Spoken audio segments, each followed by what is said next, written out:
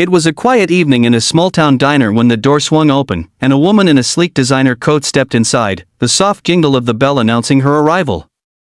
Every conversation seemed to pause for a moment as she walked in, elegant, commanding, every step echoing confidence.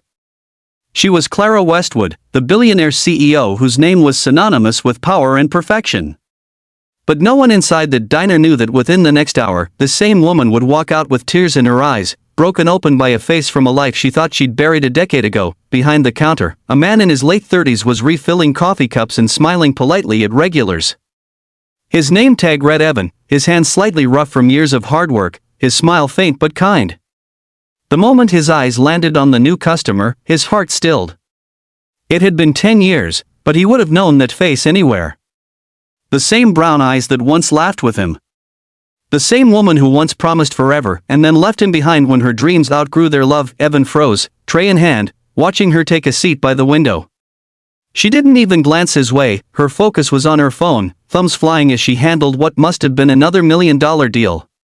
He drew in a deep breath and forced his feet to move. "Good evening, ma'am," he said, voice calm though his chest was a storm. "What can I get for you tonight?" "Coffee," she replied flatly, not looking up. "Black. And, whatever's best here." The sound of her voice hit him like a wave.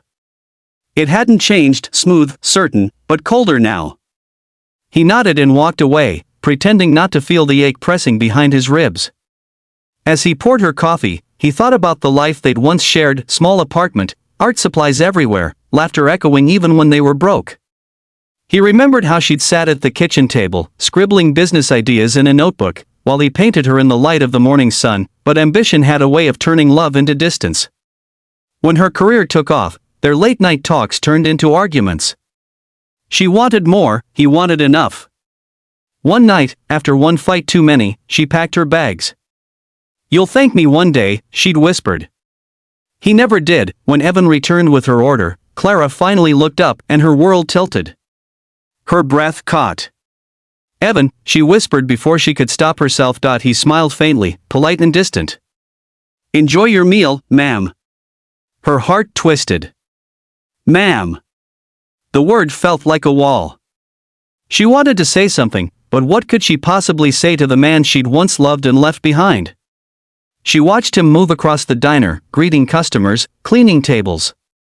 He looked peaceful. Different from the man she remembered, the one who used to chase dreams with her. The rest of the night passed in a strange silence. The diner emptied until only the two of them remained. She stayed, pretending to work, unable to leave.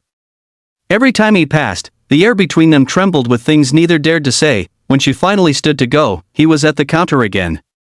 She hesitated, then whispered, "You still make the best coffee." He looked up, a soft smile tugging at his lips. "Some things don't change." Her throat tightened. She left without another word, but the moment she stepped into the rain, her eyes blurred with tears. Success had given her everything except the one thing that ever truly felt like home. The next morning, Clara couldn't shake the ache inside her. Her mind replayed the night over and over, his voice, his quiet strength, the calm in his eyes. Without thinking, she found herself driving back to the diner. Evan looked up when she entered, surprise flashing in his eyes before he composed himself. "Forgot something?" he asked gently. "Maybe," she said softly. "Or maybe I left something behind 10 years ago." He laughed quietly, the sound warming the air between them. "You always were bad at goodbyes." They sat in a booth, just like they used to in their favorite cafe years ago. For the first time in a decade, they talked. She told him about her empire, the meetings, the awards, the loneliness that came with them.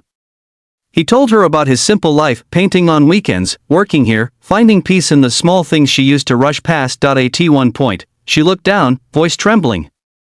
"I used to think success meant never looking back. But last night, I realized I'd been running from the only thing that ever mattered." Evan met her eyes quietly.